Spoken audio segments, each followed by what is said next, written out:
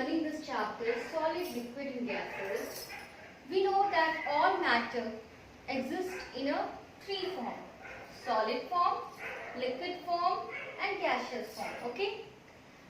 And these all three forms are interchangeable.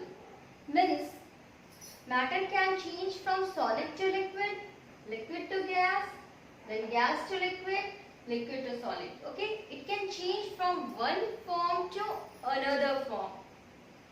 We have shown you also like some example like that, how the liquid water converts into ice when we are keeping in refrigerator. So, what we are learning here? Water. Here I am taking the example of water. Water can exist in all three forms. Water can exist in solid form, liquid form and gaseous form. Solid form of water is ice. Okay? Liquid form of water is drinking water. That is only liquid form. And gaseous form of water is steam. Okay? Gaseous form of water is steam. So these all are the three forms of water: solid form, liquid form and gaseous form. And you can see by this diagram that water is changing from one form to another. Okay? So water can change from one form to another either by heating or by cooling. So we can see that water freezes to form ice. Okay? Here we are doing the freezing of water. It freezes and converts into ice, which is the solid form of water. Water is the liquid form of water and ice is the solid form of water. And by freezing, we are converting this liquid water into solid water, and it is done by cooling. Okay, we are doing by cooling. Okay. So water is converting into solid form by the process of freezing, and it takes place by cooling. Okay. Then water evaporates to form water vapor. Okay. By freezing we have done this. Now the solid form of this ice again can convert into liquid water. Okay, it can convert into liquid water again by the process of melting. Okay, solid ice converts into water by the process of melting, and it is done by heating. Melting takes place by heating. Okay. Now this liquid water can convert into the gaseous form, that is the steam, by the method of evaporation, or we are boiling it. Then you can see water is evaporating, and that is known as water vapor or steam, we can say. Okay. So steam is the gaseous form of water, and we get steam by heating this liquid water. Okay. So water evaporates to form water vapor. Now water vapor again, this steam or water vapor again condense, and this evaporation is done by heating only. You can see now. Here we are heating it. This liquid water we are heating, then it is converting into steam or water vapor. So by heating, water evaporates to form water vapor. Okay. Now this water vapor or steam again condense and converts into liquid water. So water vapor condenses to form water again. And this is done by cooling. So you can see either by cooling or heating, we can change one form of water to another form. Okay. By heating or cooling, we can able to change the one form of water to another form. So the three states of water: solid, liquid and gas. gas can change from one state to another by heating or by cooling. Okay.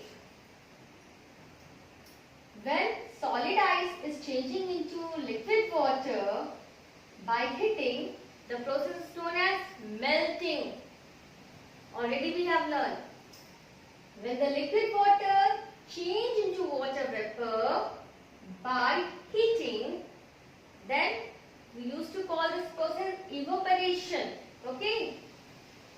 Now when the steam or water vapor convert into liquid water by the cooling, the process is known as condensation.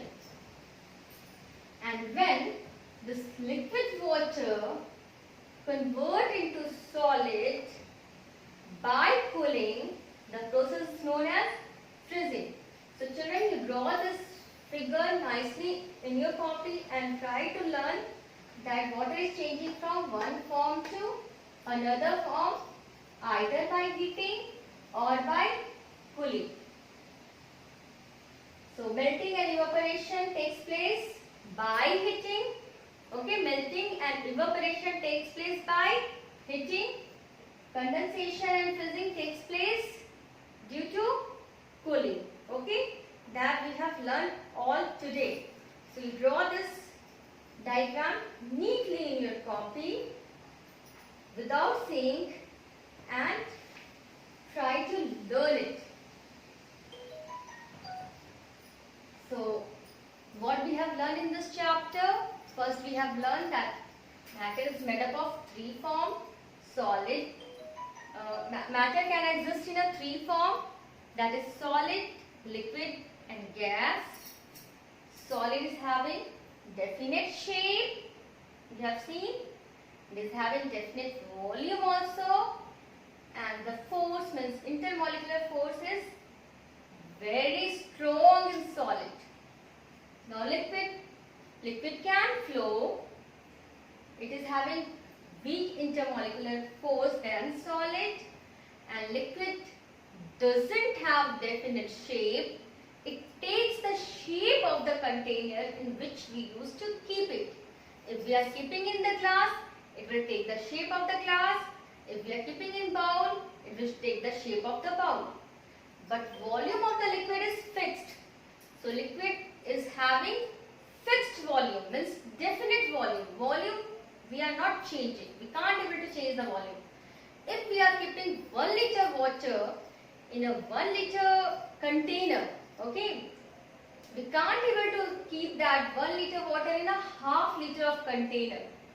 We need container of 1 liter only or more than that, okay. So it is having definite volume. Now gases are neither having definite volume nor having definite shape. It will take shape of the container in which we used to keep it, and it will take the volume of the container also in which we used to keep it. Okay, so it doesn't have its own shape, it doesn't have its own volume. Okay, it doesn't have fixed shape and fixed volume, and the intermolecular force is also very weak in gas. After that, we have learned that there is difference between solid, liquid and gas, but there is one similarity between this solid, liquid and gas. Okay, what is the similarity? We know that all matter is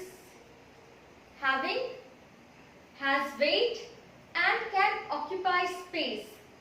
So this solid, liquid and gas is also a matter only. It is only a different form of matter. But solid, liquid or gaseous object all are matter. So this all occupies space and has weight.